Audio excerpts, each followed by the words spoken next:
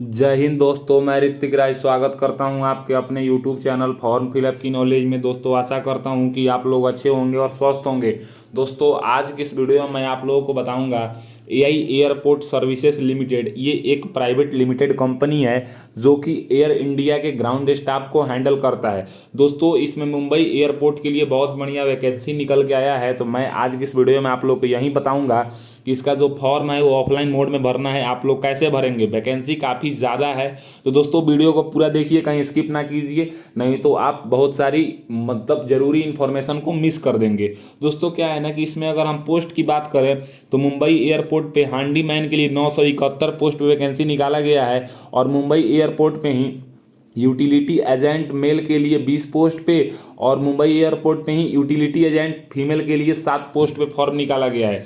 दोस्तों अगर बात करें तो एआई एयरपोर्ट सर्विसेज लिमिटेड, यहाँ पे देखिए तो यहाँ पे बताया जा रहा है कि ये ट्रांसपोर्ट सर्विसेज लिमिटेड कंपनी है, जो कि यहाँ पे देखिए ये इंडियन नेशनल सिटीजन को ये जॉब देगा। Chhatrapati Shivaji Maharaj international airport Mumbai, term and मतलब कॉन्ट्रैक्ट बेसिस का जॉब होता है 3 साल का।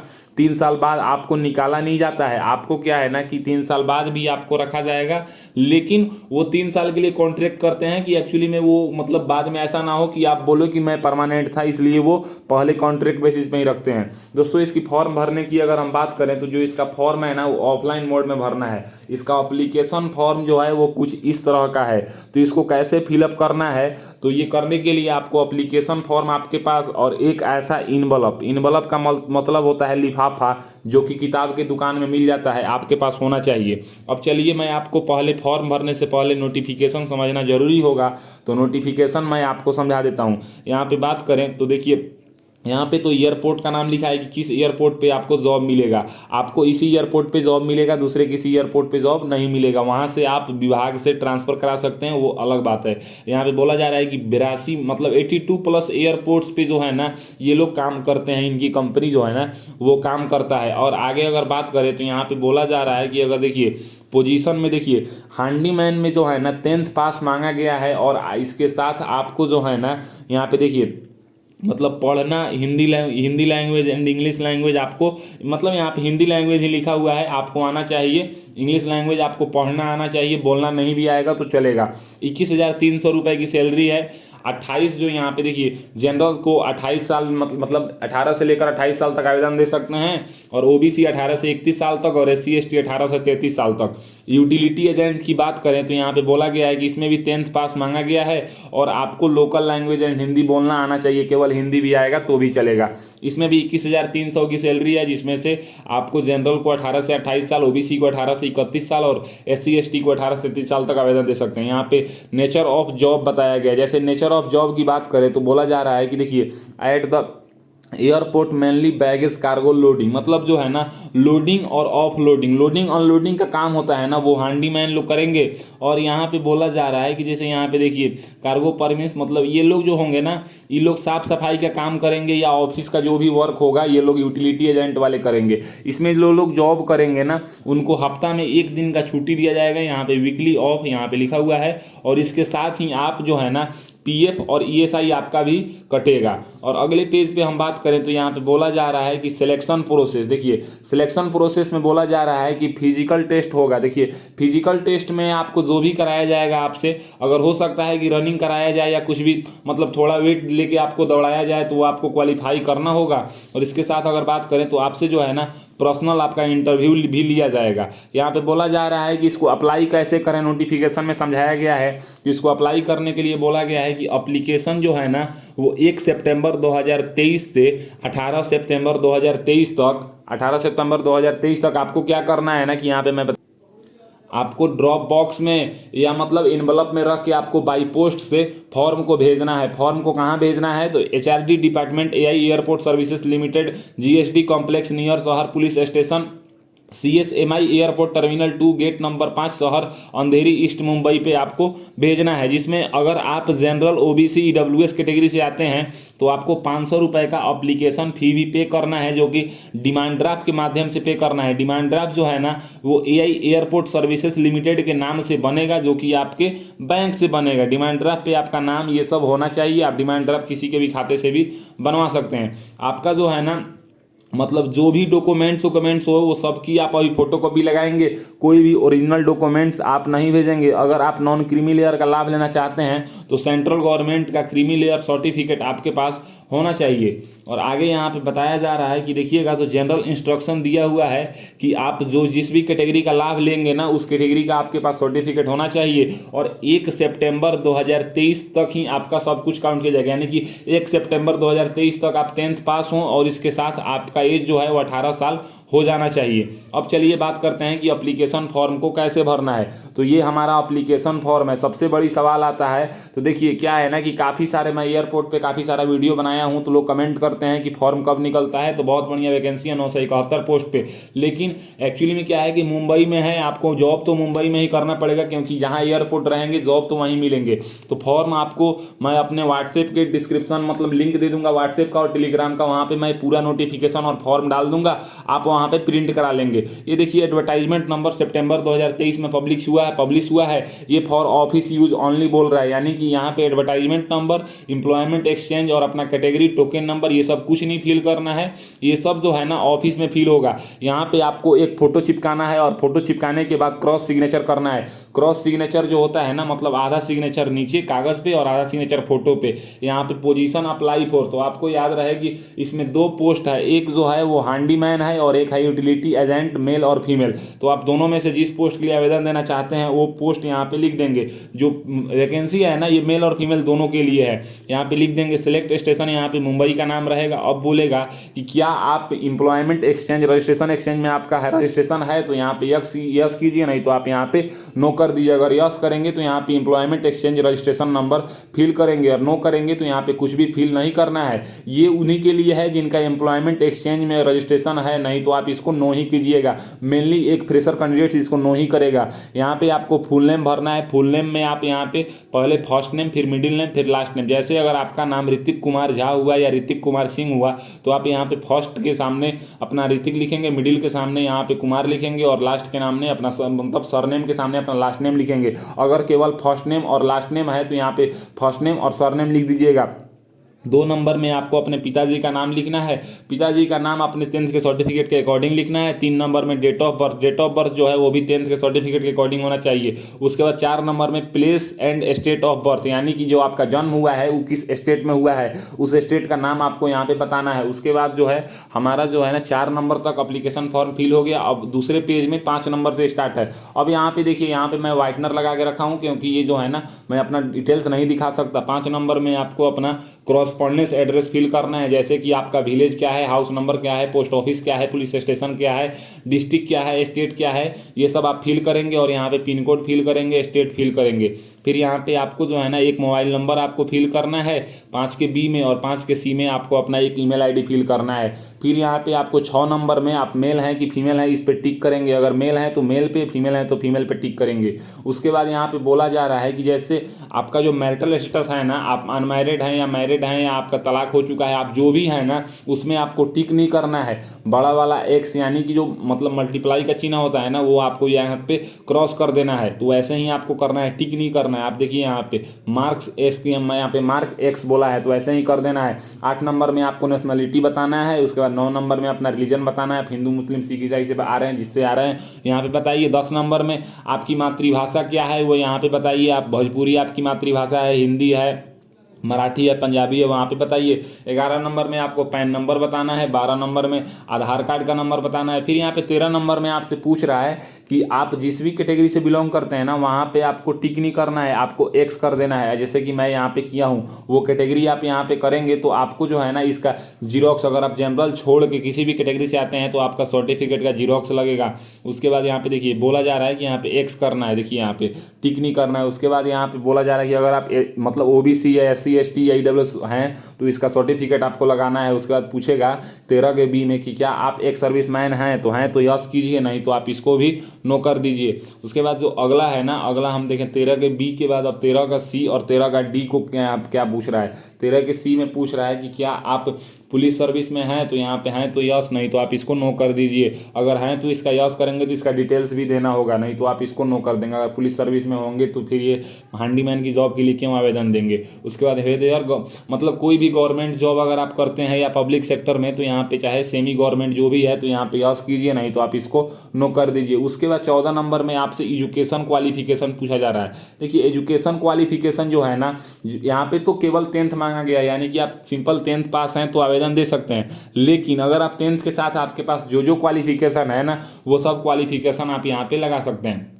जैसे वैकेंसी तो 10th पास के लिए निकला है, लेकिन जॉब तो सबको ज़रूरत है। ग्रेजुएशन पास वाले को भी जॉब की ज़रूरत है और इंटर पास वाले को भी, तो यहाँ पे आप लगा दीजिएगा। जैसे यहाँ पे 10th में यहाँ पे आपको अपना बोर्ड का नाम बताना है, जिस ईयर जिस मंथ में जिस डेट को पास किए हैं ना, आपके मार्कशीट पे होगा वो यहाँ पे लिख दीजिएगा। ड्यूरेशन में आपको 10th में 1 ईयर लिखना है और अपना परसेंटेज बताना है 10th में। फिर यहाँ पे 12th में जिस बोर्ड से किए थे और जिस डेट मंथ ईयर को रिजल्ट आया था वो यहाँ पे लिख दीजिएगा। ड्यूरेशन में यहाँ पे 2 ईयर्स लिख दीजिएगा और यहाँ पे परसेंटेज में अपना 12th का परसेंटेज बता दीजिएगा।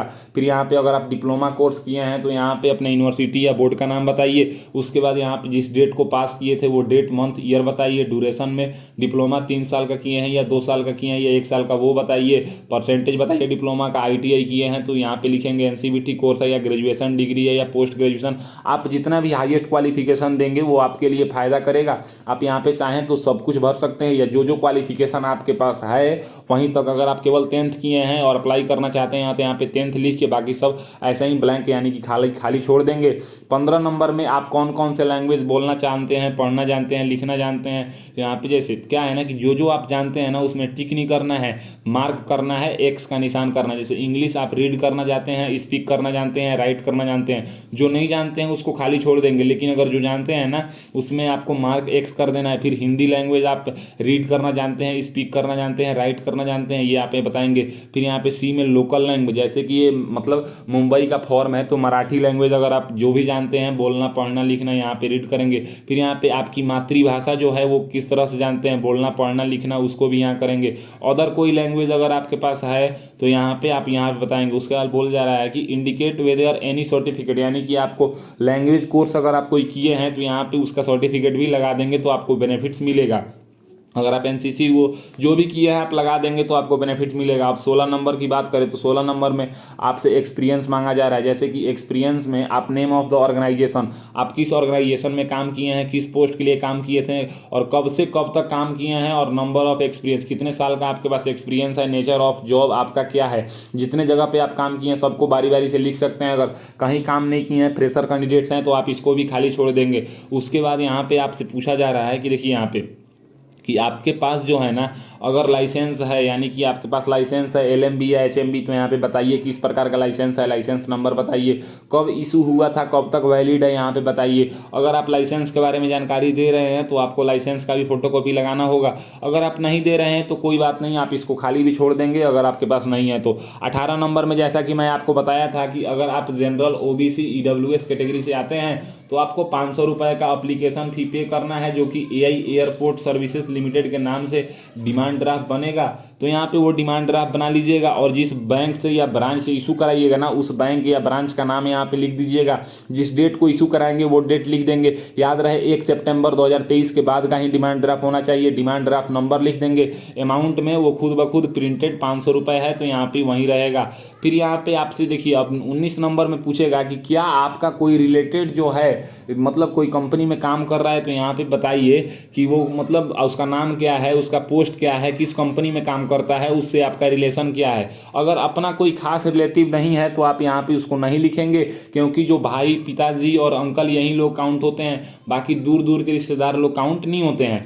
तो यहाँ पे अगर कोई नहीं है आपके रिश्तेदार में तो आप इसको भी खाली छोड़ देंगे। उसके बाद आपको 20 नंबर में डिक्लेरेशन दिया हुआ है। उसके बाद यहाँ पे आपको प्लेस लिख देना है जिस जगह से आप फॉर्म भर रहे हैं, और यहाँ पे डेट लिख देना है जिस डेट को फॉर्म भर रहे हैं, यहाँ पे आपको सिग्नेचर कर देना है। उसके बाद बात करें तो अब क्या है ना कि अब आपको लिस्ट ऑफ डॉक्यूमेंट्स, क्या क्या डॉक्यूमेंट्स आपको लगाना है, तो यहाँ पे देख सकते हैं कि जो भी डॉक्यूमेंट्स है ना इसका आपको कॉपी जो है ना अप्लीकेशन फॉर्म के साथ अटैच कर देना है, सेल्फ अटेस्टेड करके। और ओरिजिनल डॉक्यूमेंट्स आपका मतलब वेरिफिकेशन होगा अपॉइंटमेंट के टाइम या इंटरव्यू के टाइम। तो सबसे पहले पूछा जा रहा है कि आपके पास अप्लीकेशन, मतलब आप अप्लीकेशन फ़ी पे कर रहे हैं। तो अगर आप जनरल ओबीसी ईडब्ल्यूएस कैटेगरी से आते हैं तो आपको 500 रुपये का अप्लीकेशन फ़ी पे कर रहे हैं, तो आप यहाँ पे यस कर देंगे। उसके बाद अगर 2 नंबर में स्कूल लिविंग सर्टिफिकेट इसका जीरोक्स लगा रहे हैं तो यहाँ पे यस कर देंगे। 3 नंबर में पूछा जा रहा है कि 10th स्टैंडर्ड मैट्रिकुलेशन मार्कशीट और पासिंग सर्टिफिकेट का अगर आप जीरोक्स लगा रहे हैं तो यहाँ पे यस करेंगे। देखिए, इसमें से जो मैंडेटरी डॉक्यूमेंट्स है ना वो आपको लगाना है, लेकिन जो आपके लिए मैंडेटरी नहीं है, जो आपके पास नहीं है, वो आप नहीं भी लगाएंगे तो काम चल जाएगा। उसके बाद यहाँ पे पूछा जा रहा है 4 नंबर में कि आपके पास 12th pre degree marksheet and passing certificate है और उसका जीरोक्स आप लगा रहे हैं तो यहाँ पे यस कर दीजिए। फिर यहाँ पे जो अगर नहीं लगा रहे हैं तो आप इसको खाली छोड़ देंगे। फर्स्ट ईयर ग्रेजुएशन का लगा रहे हैं मार्कशीट तो यस करेंगे, 2 ईयर ग्रेजुएशन का लगा रहे हैं तो यहाँ पे यस करेंगे, 3rd ईयर ग्रेजुएशन का, यहाँ पे 4th ईयर का डिग्री लगा रहे हैं प्रोविजनल सर्टिफिकेट तो यस करेंगे, डिप्लोमा का लगा रहे हैं तो यस करेंगे। जो नहीं लगा रहे हैं वो खाली छोड़ देंगे, जो नहीं लगाएंगे, जो आपके पास नहीं होगा वो आप नहीं लगाएंगे। ITI कोर्स अगर आप किए हैं तो यस करेंगे, MBA का है तो आप यस करेंगे। अगर MBA आया और ये सब आपके पास होता तो आप हैंडीमैन के लिए क्यों अप्लाई करते, ये सब बात करना बकवास है। उसके बाद अगर बात करें आपके पास कहीं पे अगर आप SC ST सर्टिफिकेट हैं, अगर SC ST OBC कैंडिडेट्स हैं तो यहाँ पे यस करेंगे और अपने कास्ट सर्टिफिकेट का जीरोक्स लगाएंगे जो कि सेंट्रल गवर्नमेंट के द्वारा बना होना चाहिए। स्टेट गवर्नमेंट का नहीं चलेगा क्योंकि ये कंपनी सेंट्रल गवर्नमेंट के अंदर आती है। अगर आपने कहीं काम किया है तो आप यहाँ पे यस कर देंगे और उसका एक्सपीरियंस सर्टिफिकेट देंगे, नहीं किया है तो आप इसको खाली छोड़ देंगे। डोमिसाइल सर्टिफिकेट जिसको हम बोलते हैं निवास प्रमाण पत्र, आप किस राज्य के किस जिले से बिलोंग करते हैं आपको ये लगाना ही है, ये मैंडेटरी है, सबको लगाना है, आप यहाँ पे यस कर देंगे। पैन कार्ड की कॉपी सबको लगाना है, यहाँ पे यस कर देंगे। आधार कार्ड की कॉपी सबको लगाना है, यहाँ पे यस कर देंगे।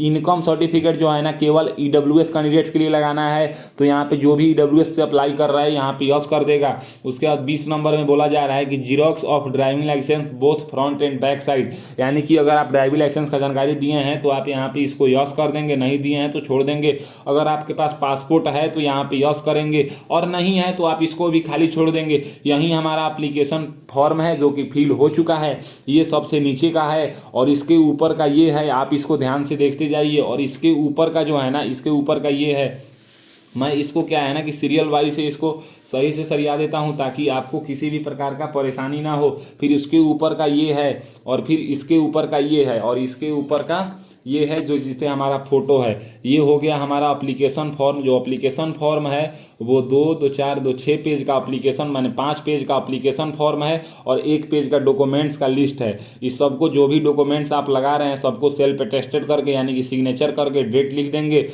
और डेट लिखने के बाद ये एप्लीकेशन फॉर्म के नीचे पिनअप कर देंगे और पिनअप करने के बाद इसको इस तरह से फोल्ड कर लेना है जैसा कि मैं फोल्ड कर रहा हूँ। इसको इस तरह से फोल्ड करके और एक ऐसा आपको बड़ा वाला इन्वलप आपको लाना है जो कि आपको पुस्तक की दुकान में मिल जाएगा, 2-3 रुपए में मिल जाएगा। और इसके ऊपर जो है ना आपको सबसे ऊपर लिख देना है application for the post of handyman या यूटिलिटी एजेंट के लिए जो भी अप्लाई कर रहे हैं वो यहाँ पे लिख देंगे और अपना कैटेगरी लिख देंगे। और फॉर्म में जो है ना आपको क्या करना है ना कि आपको अपना नाम एंड अपना village, post, police station, district, state, pin code, mobile number लिख देना है।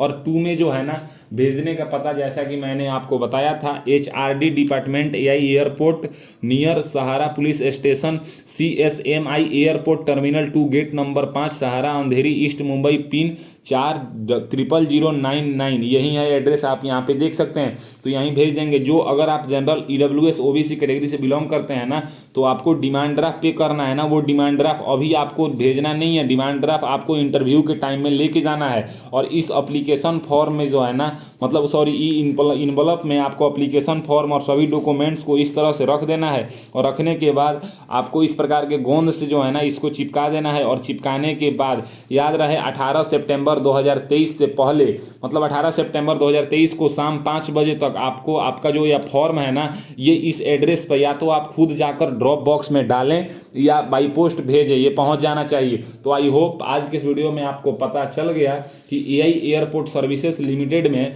971 post handyman utility agent male में 20 पोस्ट, यूटिलिटी एजेंट फीमेल में 7 पोस्ट पे जो फॉर्म निकाला गया था इसका आप ऑफलाइन फॉर्म घर बैठे कैसे फिल करेंगे। अगर मेरी दी हुई जानकारी आपको पसंद आता है तो मेरे वीडियो को लाइक कीजिए एंड ऐसे ही इन्फॉर्मेटिव वीडियो के लिए मेरे चैनल को सब्सक्राइब कीजिए। आज के लिए बस इतना ही, मैं आपसे विदा लेना चाहूँगा। तब तक आप लोग देखते रहिए मेरा यूट्यूब चैनल फॉर्म फिलअप की नॉलेज। नॉलेज। अगर इसके अलावा भी कोई आपका डाउट है तो आप लोग कमेंट कीजिएगा, मैं उस कमेंट का रिप्लाई दूंगा और आपके डाउट का सॉल्यूशन भी दूंगा। मिलता हूं एक और नई वीडियो में एक और नई इन्फॉर्मेशन के साथ, तब तक के लिए देखते रहिए मेरा यूट्यूब चैनल। जय हिंद, जय भारत।